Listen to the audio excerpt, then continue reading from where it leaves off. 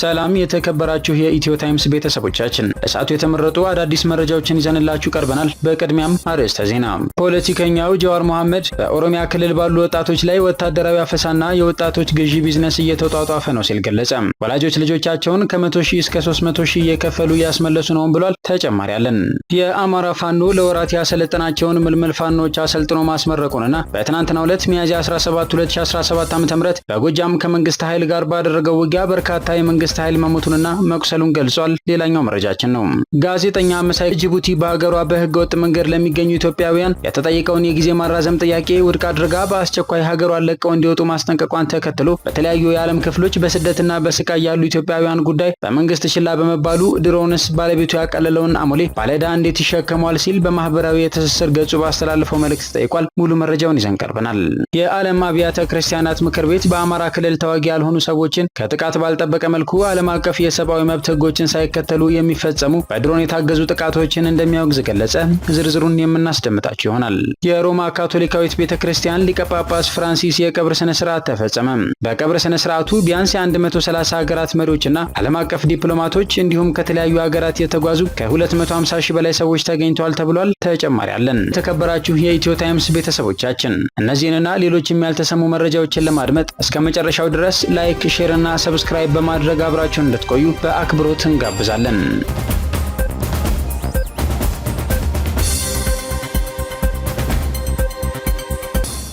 የዓለም አብያተ ክርስቲያናት ምክር ቤት በአማራ ክልል በድሮን በመታገዝ የሚደረጉ ጥቃቶችን አወገዘም። በአማራ ክልል ምስራቅ ጎጃም ዞን ባሳለፍነው ሳምንት በተፈጸመ የድሮን ጥቃት ሰላማዊ ሰዎች መሞታቸው በከፍተኛ ሁኔታ እንዳሳዘናቸውና ድርጊቱ እጅግ እንዳሳሰባቸው የዓለም አብያተ ክርስቲያናት ምክር ቤት ዋና ጸሐፊ ቄስ ፕሮፌሰር ዶክተር ጄሪ ፔሌ አሳወቁም። በአማራ ክልል ምስራቅ ጎጃም ዞን ባሳለፍነው ሳምንት ሐሙስ ሚያዝያ 9 ቀን 2017 ዓ.ም ትምህርት ቤት ዙሪያ በተፈጸመ የድሮን ጥቃት ከ100 በላይ ሰዎች መገደላቸውን የአካባቢው ነዋሪዎችና የዓይን እማኞች ማስታወቃቸውን የተመለከተ ዘገባ መቅረቡ ይታወሳል። ይህ የከፋ ጥቃት በቅርብ ወራት ውስጥ ተፈጸመው የበርካቶችን ሕይወት የቀሰፉ ተግባራት ተጨማሪ ማሳያ ነው። በርካታ ንጹሃንን የቀሰፉ የድሮን ጥቃቶችም እንደ አውሮፓውያን አቆጣጠር በ2024 ዓ.ም ተፈጽመዋል ሲሉ ዋና ጸሐፊው መናገራቸውን ምክር ቤቱ ትናንት ሚያዝያ 17 ቀን 2017 ዓ.ም ባወጣው መግለጫ አስታውቋል።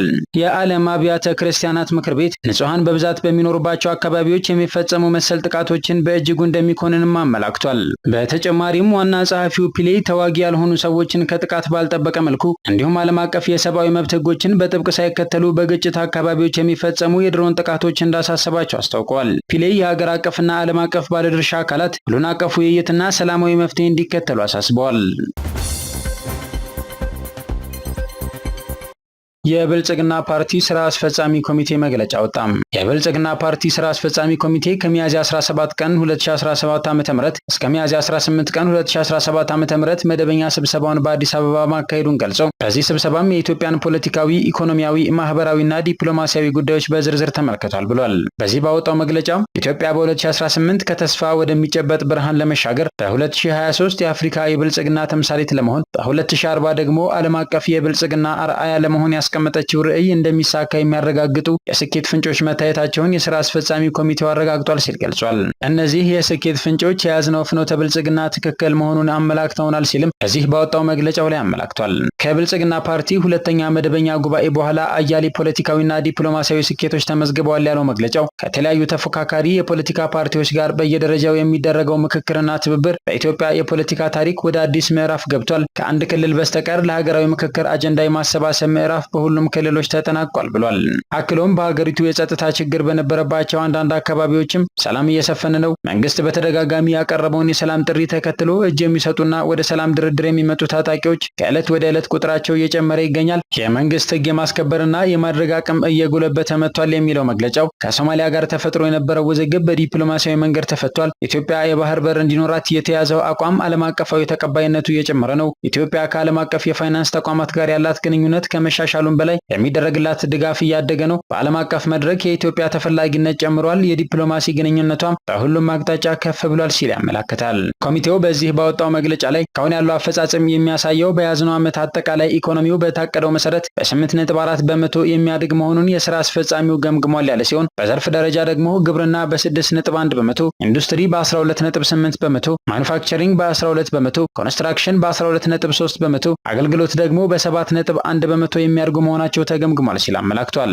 ያለፉት 9 ወራት ጠቅላላ የመንግስት ገቢ ከአምናው ተመሳሳይ ወቅት አንጻር የ134 በመቶ ብልጫ አሳይቷል ያለው መግለጫው የውጭ ብድር ከጠቅላላ የሀገር ውስጥ ምርት ያለው ድርሻ ወደ 13.7 በመቶ ወርዷል ሲል ገልጿል። ወደ ውጭ ገበያ የሚቀርቡት 6 ዋና ዋና ምርቶች ካለፈው ዓመት ጋር ሲነጻጸሩ ከ82 በመቶ እስከ 386 በመቶ ጭማሪ አሳይተዋል። በስንዴ፣ በሩዝ፣ በቡና፣ በሻይ ቅጠልና በፍራፍሬ ምርቶች በአፍሪካ ቀዳሚ ሆኖ ለመውጣት እየተደረገ ያለው ትግል ፍሬ እያፈራ መሆኑን አይተናል ሲል አመላክቷል። ኮሚቴው በዚህ ባወጣው መግለጫው ላይ ለብልጽግና አመራሮች፣ ለብልጽግና አባላትና ለመላው የኢትዮጵያ ሕዝብ ባስተላለፈው መልእክት የማክሮ ኢኮኖሚ ማሻሻያው ዝቅተኛ ኑሮ በሚኖሩ ወገኖች ላይ ጫና እንዳያሳደር አስፈላጊ የሆኑና የታቀዱ የድጋፍ መርሃ ግብሮች መከናወናቸውንም የስራ አስፈጻሚ ኮሚቴው መርምሯል ያለ ሲሆን ለማዳበሪያ 62 ቢሊዮን ብር፣ ለሴፍቲኔት 41.2 ቢሊዮን ብር፣ ለነዳጅ 60 ቢሊዮን ብር፣ ለመድኃኒት 3.5 ቢሊዮን ብር፣ ለምግብ ዘይት 6.1 ቢሊዮን ብር እንዲሁም ለደሞዝ 38.4 ቢሊዮን ብር ድጎማ ተደርጓል ብሏል። ባለፉት 9 ወራት ብቻ 344790 የውጭ ሀገር ህጋዊ የስራ ዕድሎችና ከ3 ሚሊዮን በላይ የሀገር ውስጥ የስራ ዕድሎች ተፈጥረዋል ያለው መግለጫው የርቀት የስራ ዕድሎች ቁጥርም እየጨመረ መምጣቱ ታይቷል ሲል አመላክቷል። የመንግስት የልማት ተቋማትን በአዲስ አስተሳሰብና በአዲስ መንገድ መልሶ ለማደራጀትና ለመምራት መቻሉ እያስገኘው ያለው ውጤት ስለሌሎች አርአያ የሚሆን እንደሆነ የስራ አስፈጻሚ ኮሚቴው ገምግሟል ያለ ሲሆን የኢትዮጵያ ኢንቨስትመንት ሆልዲንግስ አሁን ያለው ጠቅላላ ገቢ 1.5 ትሪሊዮን መድረሱ ታይቷል ሲል ገልጿል። ከባለፈው ዓመት የ9 ወራት አፈጻጸም አንጻር የዘንድሮ ገቢው የ86 በመቶ ጭማሪ ማሳየቱም ተረጋግጧል ያለ ሲሆን ይህም መንግስት የሀገርን ሀብት ለማወቅ አውቆም በሚገባ ለማስተዳደር አስተዳድሮም ወረት ለማከማቸት የተከተለው መርህ ትክክል መሆኑን አረጋግጧል ሲል አመላክቷል። የውጭ ምንዛሬ ክምችት እድገት ከባለፈው ዓመት ተመሳሳይ 9 ወራት ጋር ሲነጻጸር የ203.99 በመቶ እድገት አሳይቷል ያለው መግለጫው የባንኮች የተቀማጭ ገንዘብ ከ3 ትሪሊዮን በላይ ተሻግሯል። የ9 ወራት የወጪ ንግድ አፈጻጸም ከ5 ቢሊዮን ዶላር በላይ ሲሆን ይህም ካለፈው ዓመት ጋር ሲነጻጸር የ150.39 በመቶ እድገት አምጥቷል ብለዋል። ባለፉት 8 ወራት 473.9 ቢሊዮን ብር ብድር ከንግድ ባንኮች መለቀቁን ያመላከተው መግለጫው ይህም ካለፈው ዓመት ተመሳሳይ ጊዜ አንጻር በ61.9 በመቶ ከፍ ይላል ሲል ገልጿል። ከዚህ ብድር ውስጥም 76.6 በመቶ የሚሆነው ብድር ለግሉ ዘርፍ የተሰጠ መሆኑን ጠቁሞ ለግሉ ዘርፍ የበለጠ ብድር መሰጠቱ የግሉ ዘርፍ በኢኮኖሚው ተገቢውን ሚና እንዲጫወት ያስቀመጥነው ፖሊሲ በተግባር እየተገለጠ መሆኑን አመላካች ነው ብሏል። አክሎም ዲጂታል ኢትዮጵያ 2030ን ለማሳካት የጀመርናቸው ሁሉን አቀፍ ጥረቶች ፍሬያቸው እየጎመራ ነው። የኢንተርኔት ተጠቃሚዎች 50.2 ሚሊዮን፣ የሞባይል ተጠቃሚዎችም 86.6 ሚሊዮን ደርሰዋል። የቴሌብር ደንበኞችም ከ52.56 ሚሊዮን በላይ ናቸው። ዲጂታል ፋይናንስ የህብረተሰቡን ፍትሃዊ ተጠቃሚነት ከማረጋገጥ ባለፈ ለኢኮኖሚው መሳለጥ ጉልህ ድርሻ እያበረከተ ነው ብሏል። ባለፉት 9 ወራት በዲጂታል መንገዶች 7.73 ቢሊዮን ብር መቆጠቡን የገለጸው መግለጫው 26.77 ቢሊዮን ብር በዲጂታል በኩል ብድር የተሰጠ ሲሆን 12.51 ትሪሊዮን ብር ግብይት ደግሞ በዚሁ መንገድ ተከናውሏል ሲል አመላክቷል። ዋና ዋና ፕሮጀክቶችን በጊዜና በተገቢ ደረጃ ለማጠናቀቅ የተሰጠው አቅጣጫ ብዙዎችን ለፍጻሜ እያበቃቸው መሆኑን የገለጸው መግለጫው የህዳሴ ግድብ ግንባታ አፈጻጸም 98.66 በመቶ ደርሷል። የኮይሻ አይሻና አሰላ የኃይል ማመንጫዎች በተያዘላቸው እቅድ መሰረት እየተጓዙ መሆናቸው ተገምግሟል። የቢሾፍቱ ዓለም አቀፍ አውሮፕላን ማረፊያ ግንባታም የኢትዮጵያን ነገ ታሳቢ ባደረገ መልኩ የቅድመ ዝግጅት ምዕራፉ እየተከናወነ ይገኛል። የኮሪደር ልማት በአዲስ አበባ በ8 ኮሪደሮችና በመላው ኢትዮጵያ በ65 ከተሞች እየተከናወነ መሆኑ ተስፋ ሰጪ ነው። ብዙዎቹ የመስኖ ግድቦች ወደ ፍጻሜያቸው የደረሱ ናቸው። ከ9 የመስኖ ግድቦች ውስጥ 6ቱ አፈጻጸማቸው ከ75 በመቶ በላይ ደርሷል ሲል ገልጿል። ጋዜጠኛ መሳይ መኮንን በዛሬው ዕለት በማህበራዊ ትስስር ገጹ ባስተላለፈው መልእክት ጅቡቲ በሀገሯ በህገ ወጥ መንገድ ለሚገኙ ኢትዮጵያውያን የተጠየቀውን የጊዜ ማራዘም ጥያቄ ውድቅ አድርጋ በአስቸኳይ ሀገሯን ለቀው እንዲወጡ ማስጠንቀቋን ጠቅሶ በማይናማር በአስከፊ ወታደራዊ ካምፖች በግዞት ውስጥ እየተሰቃዩ የሚገኙ ከ700 በላይ ኢትዮጵያውያን መንግስታችሁ ችላ ስላላችሁ እኛ ምንም ማድረግ አንችልም መባላቸውን ከሰማን ሳምንታት ተቆጥረዋል ይላል። የሌሎች ሀገራት ዜጎች መንግስቶቻቸው በቶሎ ወደ ሀገራቸው ሲመልሳቸው ኢትዮጵያውያንን ግን የሚቀበልም ሆነ የሚመልስ መንግስት ባለመኖሩ ገፊ የተባለ የግዞት ካምፕ ውስጥ እንዲቆዩ ተደርጓል ሲል ገልጿል። በሳውዲ አረቢያ 45 ኢትዮጵያውያን የሞት ፍርድ ተፈርዶባቸው አንገታቸው በካራ ሊቀላ የጊዜ ጉዳይ ብቻ እንደቀረው እየተነገረ ነው ያለ ሲሆን በአውሮፓ ኢትዮጵያውያን እየተጠረዙ ወደ ኢትዮጵያ እንዲመለሱ ተወስኖ በየስደተኛ ማቆያ ካምፕ የኢትዮጵያ ዘር ሞልቶ ፈሷል። ዓለም አቀፉ የስደተኞች ተቋም IOM ወደ ሳውዲ አረቢያና የመን የሚሰደዱ ኢትዮጵያውያን ቁጥር በ27 በመቶ መጨመሩን ሰሞኑን ባወጣው ሪፖርት አስታውቋል ብሏል። በአንድ ዓመት ውስጥ ብቻ ከ230 ሺህ በላይ ኢትዮጵያውያን ሀገራቸውን ጥለው ሳውዲ አረቢያ ገብተዋል ያለ ሲሆን የሳውዲ አረቢያ እስር ቤቶች በገረጡ ከሰውነት ተራ በወጡና በበሽታ በተወለጉና በሚሰቃዩ ኢትዮጵያውያን መጨናነቃቸውም በቪዲዮ ተደግፈው በሚወጡ መረጃዎች ለማወቅ ተችሏል ሲል አመላክቷል። በዚህ ባስተላለፈው መልእክቱ ላይ ኬንያ በየጊዜው ኢትዮጵያውያንን አስራ ታባርራለች። እስከ ደቡብ አፍሪካ በተዘረጋው የስደት መንገድ በየሀገሩ እስር ቤቱን የሞላው ኢትዮጵያዊ መሆኑን መስማት ተራ ክስተት ከሆነ ሰነባብቷል። በተለይ ባለፉት 5 ዓመታት ኢትዮጵያውያን በከፍተኛ ቁጥር ሀገራቸውን ጥለው እየወጡ ነው። ከኢትዮጵያ ኑሮ የዱባይ እስር ቤት ይሻላል የሚሉ ወጣት ኢትዮጵያውያን ወደ ሚዲያ ወጥተው በድፍረት መናገር ጀምረዋል። ይህ በእርግጥም ልብ የሚያደማ አጥንት የሚሰብር እጅግ የሚያሸማቅቅ ብሔራዊ ውርደት ነው ሲል ገልጿል። ለአብይ አህመድ አገዛዝ እንዲህ አይነት ቅስም ሰባሪ ክስተት ቦታ የለውም የሚለው መሳይ የሚያስጨንቀውም የሚያሳስበውም ጉዳይ አይደለም። ገንዘብ የሚያስገኝ ከሆነ በጠራራ ፀሐይ ዜጎችን እያወጣ እንደ ባሪያ ስርዓት ሊቸበችብ የሚችል ሞራል አልባ አገዛዝ ነው ሲል ጠቁሟል። ሰሞኑን የጀርመን መንግስት 4000 ዜጎችን ጠርዤ እመልስልሃለሁ ለዚህ ገንዘብ እሰጥሃለሁ ሲለው አብይ አህመድ ቃላችሁን ሳታጥፉ በቶሎ አድርጉት የሚል ምላሽ እንደሰጣቸው ተሰምቷል ያለው መሳይ ለዜጎቹ ተጨንቆ የመሰለው የዋህ መቼም አይጠፋም። ወይም በጎን ህዝብን ከሀገር ብርር ብሎ እንዲወጣ እያደረገ በጎን ደግሞ ገንዘብ እየተቀበለ ቢዝነስ እየሰራ ነው የምትል የውስልትና ምክንያት ማቅረብም የሚቃጣው አይጠፋም ሲል አመላክቷል። ምንም ይሁን ምን ኢትዮጵያዊነት በዓለም መድረክ ላይ ተዋርዷል የሚለው መሳይ በዚህ ባስተላለፈው መልእክቱ ላይ ለዜጎቹ ቅንጣት ታክል ርህራሄ የሌለው የሚመራውን ህዝብ በጠላትነት የሚመለከት ገዢ መንግስት በመሆኑ በየሀገራቱ ኢትዮጵያውያን ሲሰቃዩና ውርደትን ሲጋቱ ሰምቶ እንዳልሰማ መሆንን ቢመርጥ ብዙም የሚገርም አይደለም ይላል። የጫት ፍጆታዋን ሳይቀር ከኢትዮጵያ የምታገኘው የህልውና መሰረት የሆነውን የወደብ ኪራይ ከኢትዮጵያ በስተቀር ሌላ ደንበኛ የሌላት ውሃ መስመር ተዘርግቶ የተሰጣት ፍራፍሬና አጠቃላይ ቀለቧን ከኢትዮጵያ እየተጫነ የሚራገፍላት በቆዳ ስፋት አንድ ጭብጦ የምታክል ሀገር ጅቡቲ ኢትዮጵያውያንን መድረሻ ከልክላ እንዲህ በዓለም መድረክ ላይ ስታዋርደን መልስ የሚሰጣት ተመጣጣኝ እርምጃ በመውሰድ ተከብሮ የሚያስከብረን መንግስት ባለመኖሩ ለማንም መጫወቻ ሆነን እንድንቀር ተፈርዶብናል ሲል ገልጿል። ድሮውንስ ባለቤቱ ያቀለለውን አሞሌ ባለ ዕዳ እንዴት ይሸከመዋል ሲልም ጋዜጠኛ መሳይ መኮንን በዚህ በማህበራዊ ትስስር ገጹ ላይ ባስተላለፈው መልእክቱ መጨረሻ ላይ ይጠይቃል። የአማራ ፋኖ በጎጃም ራስ ቢትወደድ መንገሻ አቲከም 5ኛ ክፍለ ጦር ደጃች አሰበው ቡሬ ዳሞት ብርጌድ ቁጭ በትናንትናው ዕለት ሚያዝያ 17 2017 ዓ.ም ከመንግስት ኃይል ጋር ባደረገው ውጊያ በርካታ የመንግስት ኃይል መሞቱንና መቁሰሉን የብርጌዱ ሚዲያና ኮሚኒኬሽን ክፍል የገለጸ ሲሆን እስካሁን ድረስ የደረሰን የቁጥር መረጃ የለም። በዚህ አውደ ውጊያ የተሳተፉት የደጃች አሰበው ቡሬ ዳሞት ብርጌድ አካል የሆኑት አባይ ሻለቃ፣ ሰፊ ሻለቃና መርከብ ሻለቃ መሆናቸውንም አያይዞ ገልጿል። በተያያዘ ዜና የአማራ ፋኖ በሸዋ ነበልባል ብርጌድ ወራት ያሰለጠናቸውን ምልምል ፋኖች አሰልጥኖ ማስመረቁን ገልጿል። ፖለቲከኛው አቶ ጃዋር መሐመድ በማህበራዊ የትስስር ገጹ ባስተላለፈው መልእክት ወጣቶችን በግዴታ አፍሶ ለውትድርና መላክ ሰሞኑን በኦሮሚያ ክልል በአዲስ መልኩ እየተከናወነ ነው ሲል ገለጸ።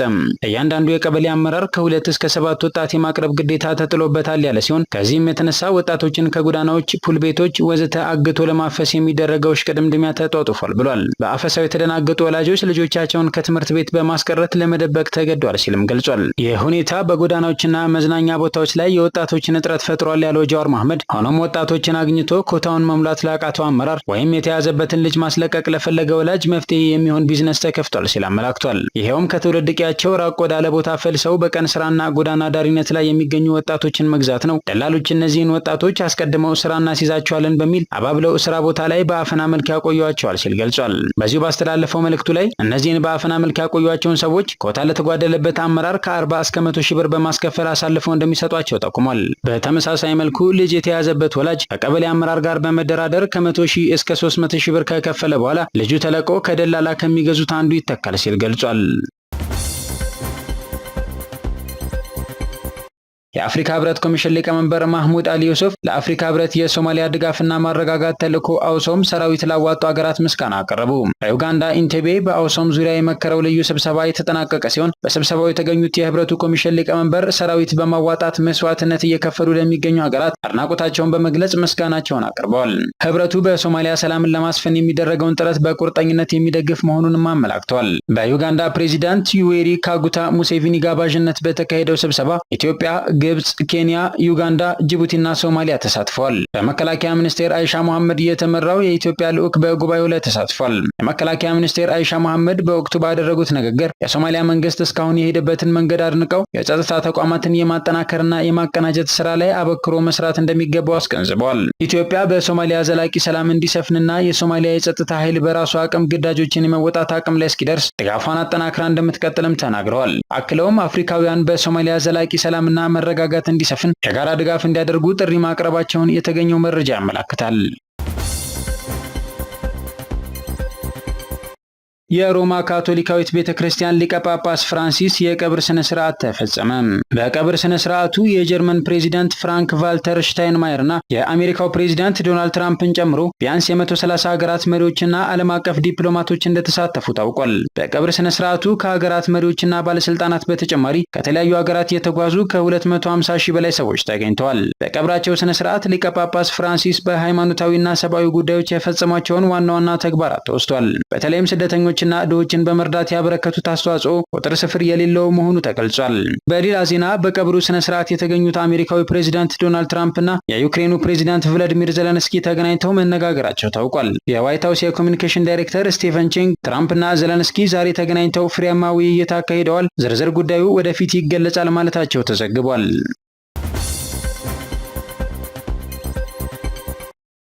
የሶማሊያ ፓርላማ የተፈጥሮ ሀብት ኮሚቴ ሀገሪቱ ከቱርኪ ጋር የተፈራረመችው የነዳጅ ውልን ተቃወመ። ኮሚቴው ውሳኔው የተወሰነው ፓርላማው ሳይመክር መሆኑን በመግለጽ ተግባሩ የሶማሊያን ህጋዊና ህገ መንግስታዊ ማዕቀፎችን የጣሰ ነው ብሏል። ኮሚቴው ሶማሊያ 5% ብቻ ወስዳ ቱርኪ 90% የምትወስድበት አካሄድ ተገቢነት የለውም ብሏል። ውሳኔው በሶማሊያ የሲቪል ማህበረሰቦችም ተቃውሞ የገጠመው ሲሆን በቂ ውይይት ሳይደረግ በዚህ ስምምነት ላይ እንዴት እንደተደረሰ ሊታወቅ ይገባል ብለዋል።